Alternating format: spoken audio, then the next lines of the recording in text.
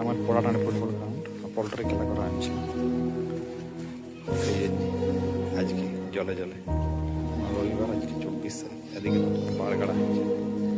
এই যে মাঠটা প্রচুর বৃষ্টি হয়েছে, এখনও চলছে। তাও কন্ডিশনে মোটামুটি ঠিকঠাকই আছে, কারণ মাঠটা মাঝটা আছে, ধারে ধারে ঢালু আছে। সকাল থেকে প্রচুর বৃষ্টি হচ্ছে, তাই এই মাঠটা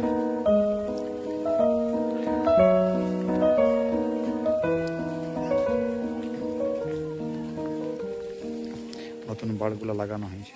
এই যে এদিকে আর একটু ইয়া করার বেশ করা বলে ইয়া আছে, যদি একটু মানে বড় করা যায়। এদিকে একটা, আর এইটা হচ্ছে এদিকের গোলপোস্টটা। এই মাঠটা পরে একটা ভবিষ্যতে বড় খেলা করবো ভাবছি।